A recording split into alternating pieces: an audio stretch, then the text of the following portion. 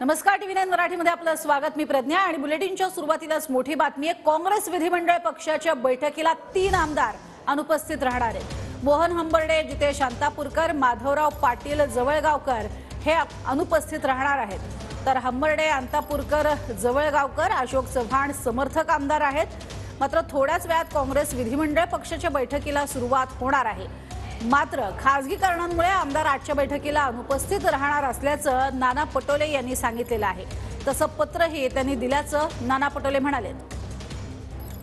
अंबार्डे आहेत, त्यांच्याशी बोलणं झालं, त्यांच्या मुलाचं लग्न आहे, त्याच्यामुळे ते अनुपस्थित राहणार आहेत। मतदानाला ते हजर राहतील। जवळकरांचंही माझं बोलणं झालं, ते माधवराव आमच्या शिबिरात येणार आहे। प्रत्येकांचं व्यक्तिगत कुठल्या कामामुळे ते अनुपस्थित राहतील आहे आणि ते आमचं परवानगी घेऊन राहतात। आणि या संदर्भात बोलणार आहोत अक्षय मंकनी, आमचे प्रतिनिधी सध्या आपल्या सोबत जोडले गेलेले आहेत। अक्षय, एकीकडे आपण बघतोय की हे अशोक चव्हाण समर्थक असे आमदार आहेत, मात्र नाना पटोले स्पष्टीकरण देत आहेत, आम्हाला पत्र आलेलं आहे, काहीतरी कारण आहेत।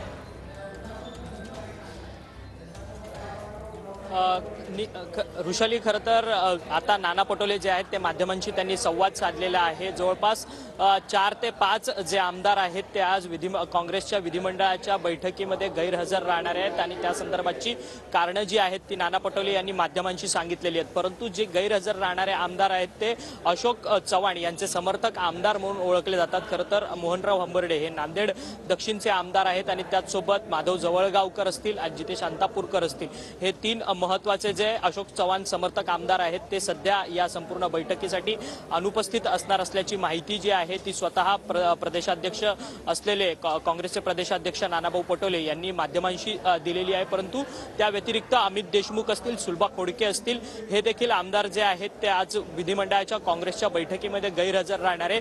या सर्व आमदारांनी आपली गैरहजेरीची कारणं जी आहेत ती पक्षातल्या ज्येष्ठ नेत्यांना पाठवलेली आहेत आणि माध्यमांमध्ये या सगळ्या संदर्भात कोणताही अपप्रचार होऊ नये याकरता स्वतः प्रदेशाध्यक्ष नाना पटोले यांनी माध्यमांशी येऊन ही आमदार जे आहेत ते गैरहजर का असणार आहेत या संदर्भाची माहिती जी आहे ती माध्यमांना दिलेली असल्याचं सध्या तरी आपल्याला पाहायला मिळत आहे। नक्कीच अक्षय, तुर्तास धन्यवाद या संपूर्ण माहितीसाठी।